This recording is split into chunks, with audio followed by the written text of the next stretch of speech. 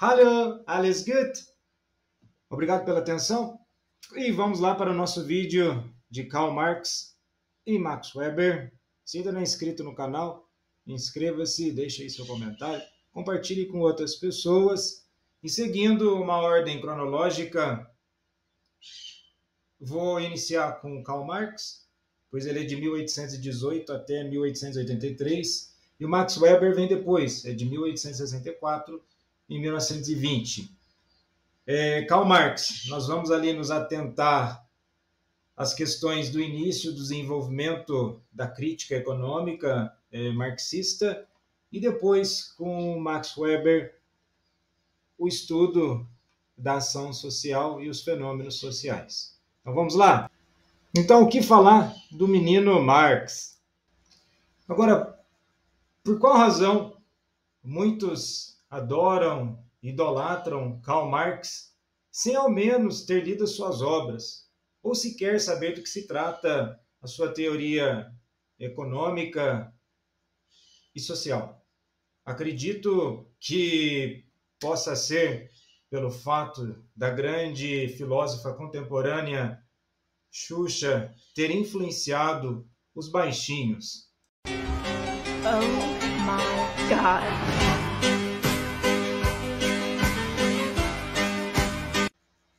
Brincadeiras à parte, e evidentemente na camiseta ali o Che Guevara, altamente influenciado pelos ideais marxistas, assim como os socialistas, e cada um veste a camiseta que quiser, a liberdade da vestimenta. A única ressalva em relação a isso, o que acaba acontecendo, principalmente no mundo moderno, é que se consome teorias, se consome ideias, produtos. Por que eu estou falando isso? Fala-se muito sobre, vamos lá, comunismo, marxismo, aí tudo vira comunismo, marxismo.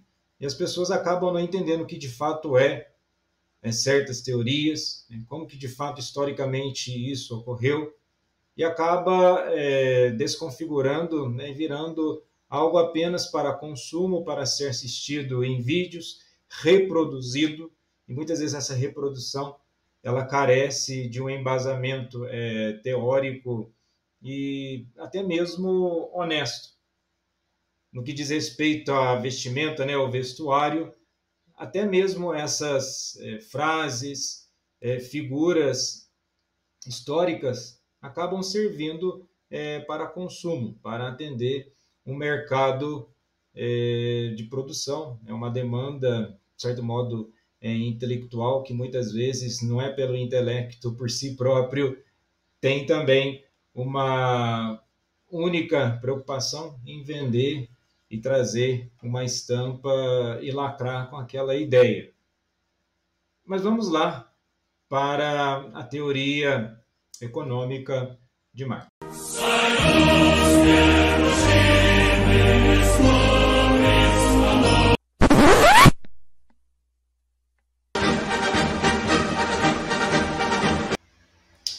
Então vamos falar do menino Marx, mais conhecido como Marquinho da Prússia.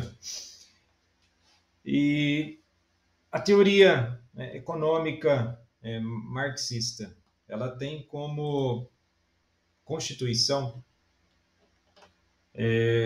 uma sociedade dividida em um esqueleto social em duas partes. A infraestrutura, na qual surgiriam as classes sociais, a que ele chama base material, e dentro da qual seria desenvolvida todas as relações sociais de produção através das forças produtivas. O que vale aqui salientar é que esse tipo de relação não é exclusividade do universo industrial, ou mercantilista, ou pré-capitalista.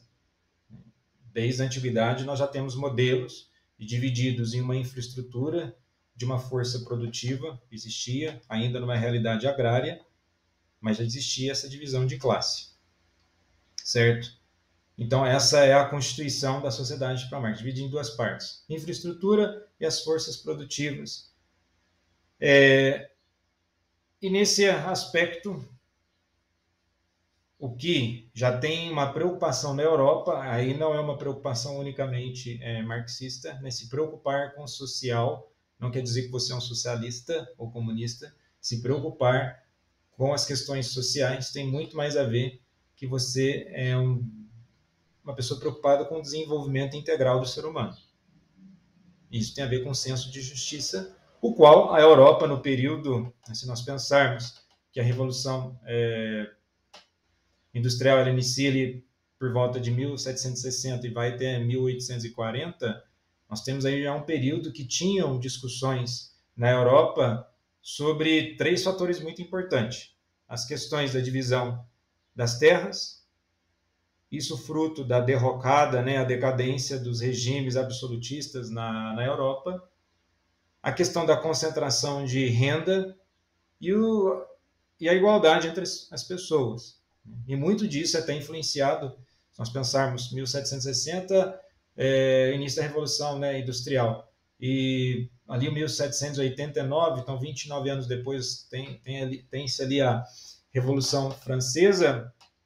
Então todos aqueles ideais de igualdade, fraternidade, uma busca de condições igualitárias para todos, elas surgem antes das próprias teorias econômicas e filosóficas de Marx. Tá? Agora, já que Marx fala que existia força produtiva e classes sociais, ele está preocupado, em boa parte da sua elaboração, da sua preocupação, é a questão do trabalho. O trabalho é um fator principal da realização do ser humano. Então, desde que o ser humano existe no mundo, ele tem uma necessidade de trabalho. Claro que em sociedades primitivas não existia esse trabalho pelo dinheiro, né? Trabalhava-se unicamente para sobreviver. Claro que hoje você trabalha pelo dinheiro, que pelo dinheiro você precisa sobreviver.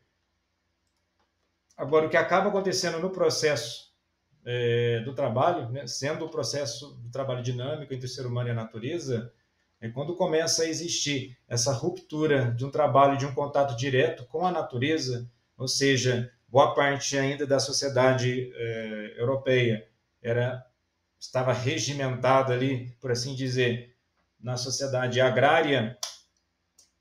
Agora, quando passa para a industrial, causa uma desumanização, um estranhamento ao trabalhador. Ele não consegue contemplar totalmente no que ele está fazendo, porque ele passa boa parte do tempo fazendo determinada coisa, mas aquilo que ele produz ele não leva tudo para casa.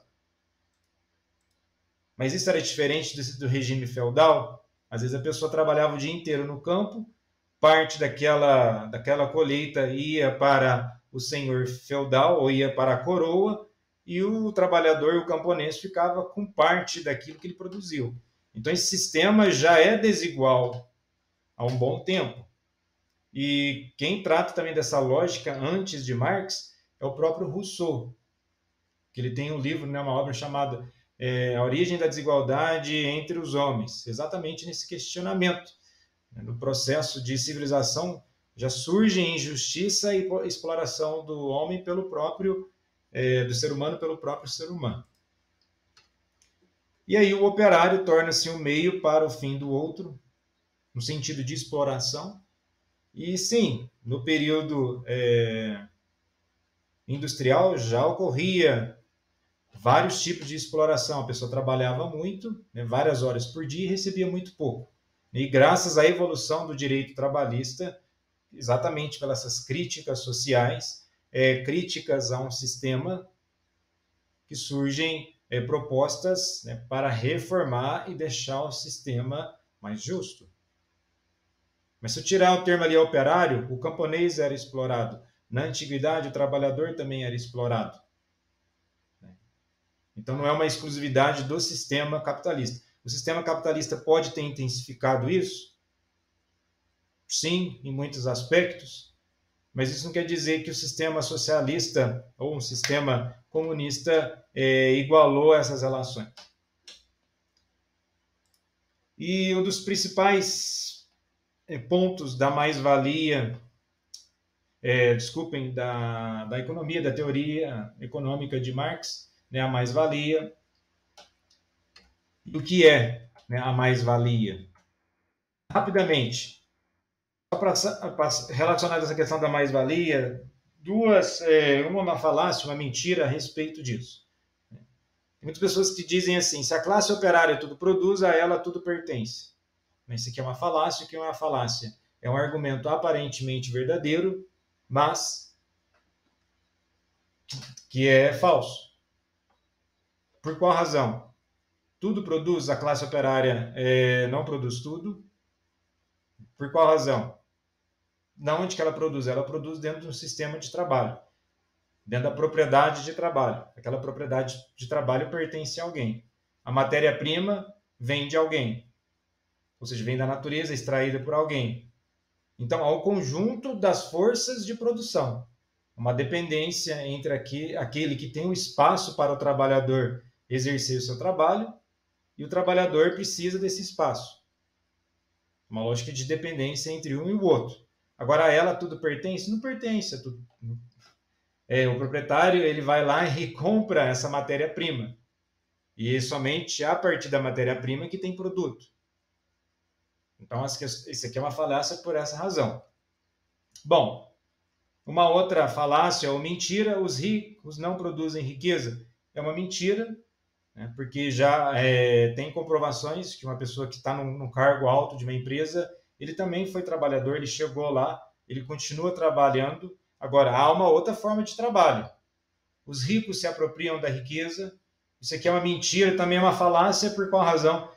No aspecto, tem como você provar economicamente que ele se apropriou daquela riqueza? Se ele paga um salário justo. Estou falando isso no pleno século XXI, mas ainda em pleno século XXI tem muito lugar que não paga justamente as coisas. É uma questão de caráter, uma questão individual, é apenas uma questão do sistema. Quem alimenta o sistema? É o ser humano.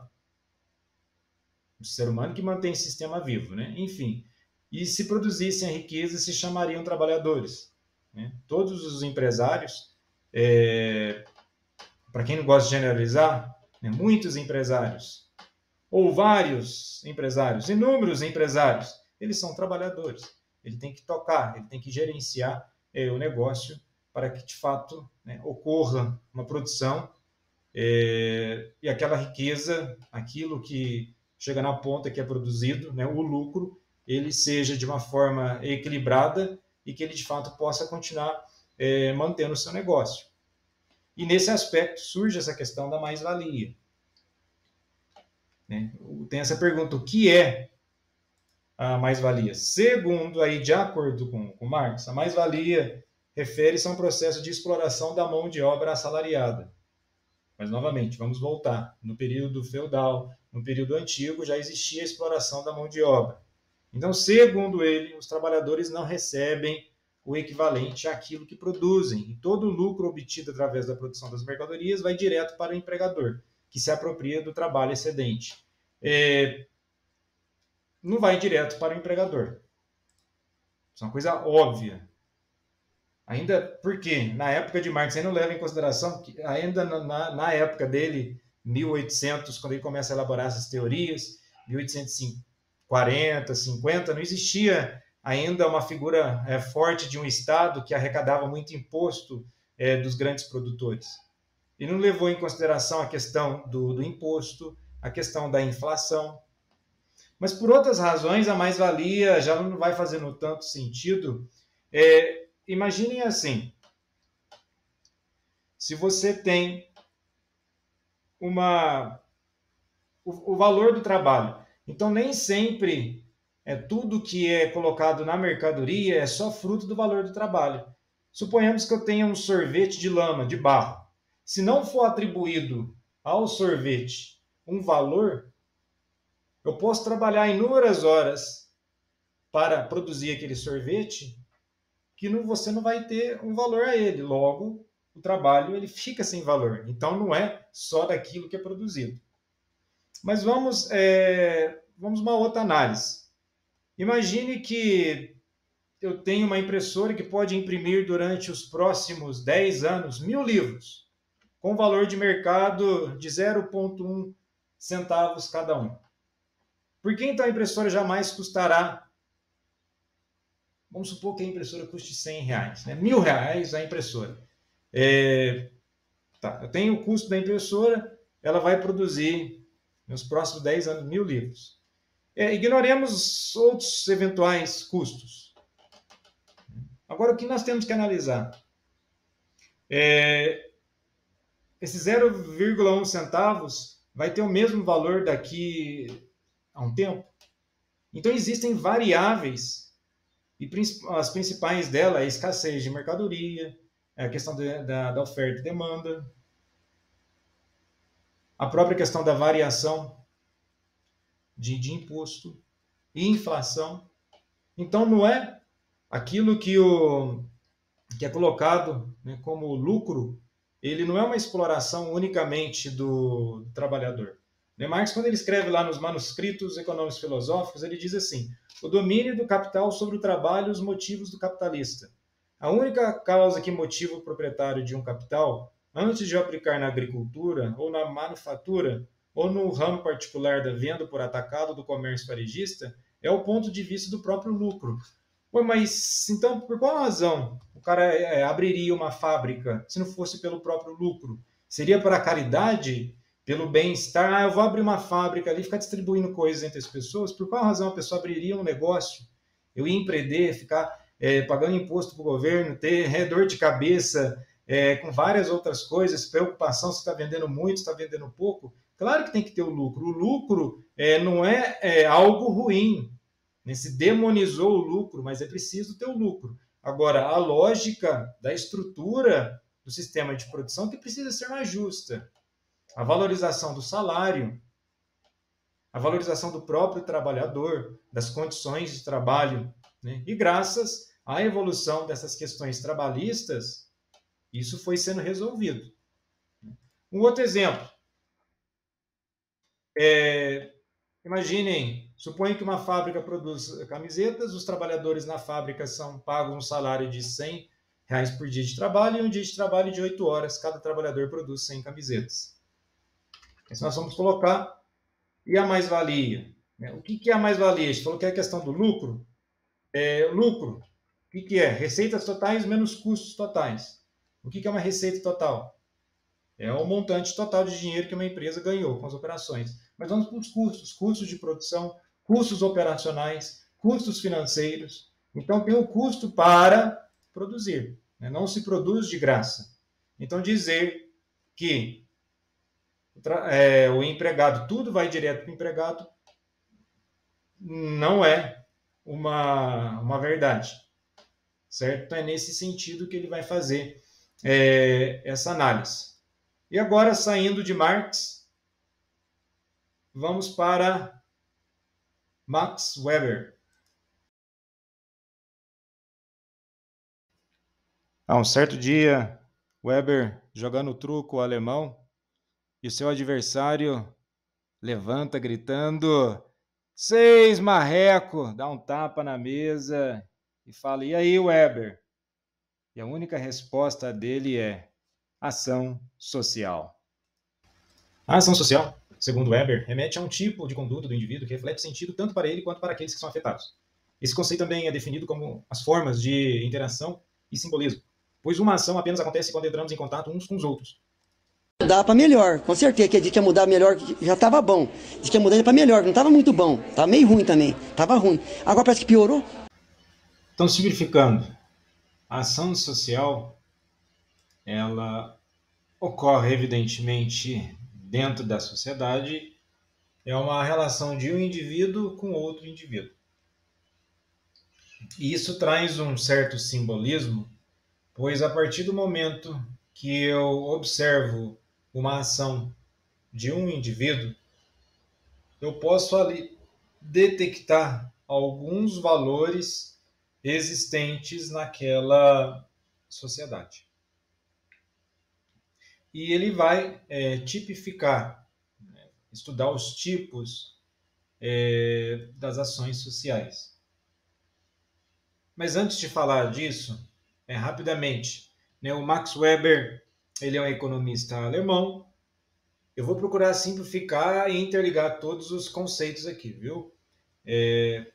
palavra economia, oikos, que em grego quer dizer casa, as normas da casa, buscando entender a sociedade, trazendo uma dimensão racional à sociedade, entendendo que as coisas não acontecem por acaso, os acontecimentos sociais não estão aí no acaso ou por conta própria, ocorrem dentro de uma dinâmica das ações sociais. Então ele vai buscar entender que dentro da sociedade capitalista começou a existir uma certa ordem e um aprisionamento do ser humano das instituições. Nessa necessidade de a todo momento buscar organizar a sociedade, acabou aprisionando o ser humano. Ele também faz análise dentro de uma perspectiva econômica. Ele vai falar sobre a história geral econômica, onde ele vai entender que as relações humanas se dão pelas condições materiais e a própria estruturação do sistema monetário. E dessas relações, ele faz também uma análise da sociologia agrária das civilizações antigas, a relação do ser humano com o trabalho, e o próprio fato dessas sociedades, das civilizações antigas, já surge aí o próprio fato de cunhar moedas, o surgimento das moedas, o surgimento do dinheiro, que muda essa relação com o ser humano com o trabalho, e o trabalho do ser humano e as relações sociais, as ações sociais. E depois ele vai elaborar o escrito, a obra A Ética Protestante, o espírito do capitalismo. Essa dimensão da ética protestante na perspectiva do lucro, da prosperidade, da predestinação. Se Deus abençoa de fato as pessoas, então a riqueza é um sinal de bênção. Ele faz essa análise também. E tudo isso está dentro da perspectiva das ações sociais, as quais nós temos 4. A primeira e a última, ambas são ação racional. Mas a primeira é a ação racional com relação a valores, ou seja, associada aos valores individuais, ética e religioso, aos princípios do indivíduo. Depois, a ação emocional afetiva, definida por uma ação ou uma reação emocional ou humor do sujeito. Então, temos aí nessa imagem um indivíduo que, após um jogo de futebol, ele decide, por uma emoção, invadir o campo. Então, ele vai invadir o campo meramente uma questão de uma reação emocional, uma paixão pelo clube, por aí vai.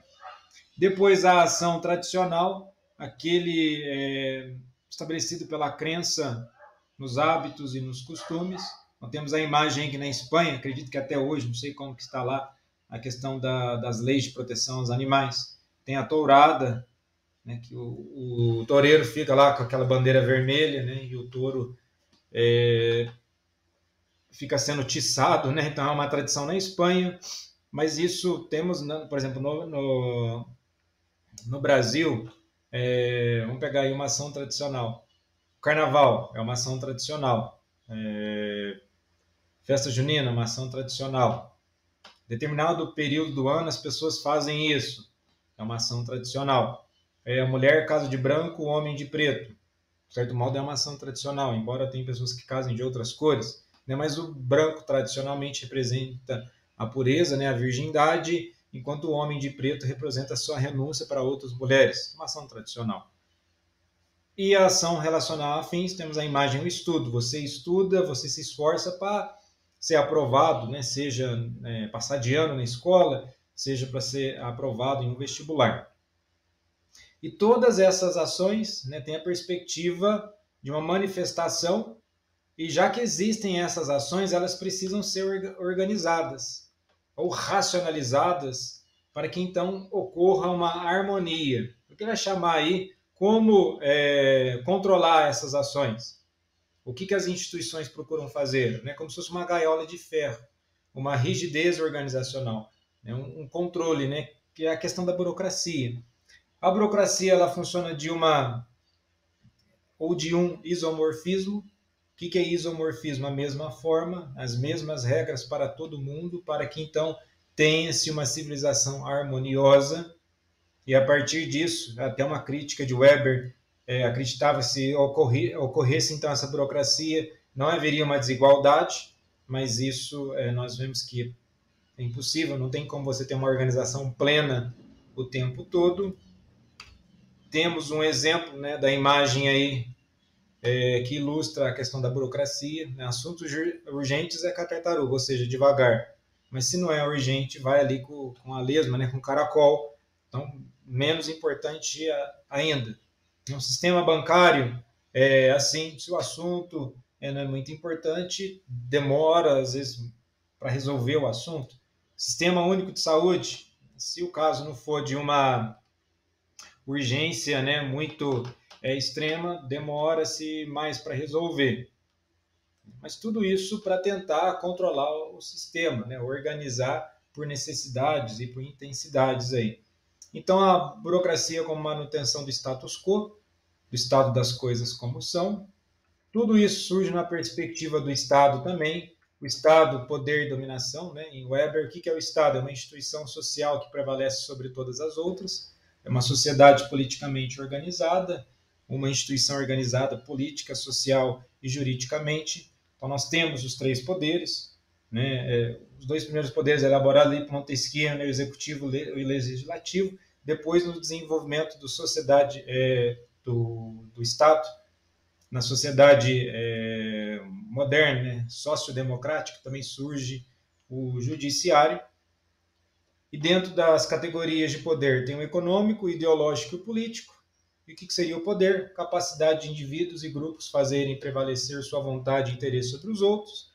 E o governo é o controle desse poder, que possui o uso legitimado do poder e da força. Então, quando nós temos aí, na questão do Estado, o Estado, segundo Weber, é uma dominação do homem sobre o homem, é o monopólio do uso legítimo da força e da violência. O Estado é uma comunidade humana que pretende, com êxito, o monopólio do uso legítimo da força física dentro de determinado território. Então, exemplo, um policial ele troca tiros com um bandido. Ele vai agir dentro do uso proporcional da força. Não tem como ele chegar lá e entregar uma força para o bandido. Então, aquela ali é uma força, é uma violência, mas ela é legitimada pelo Estado para combater e controlar a violência.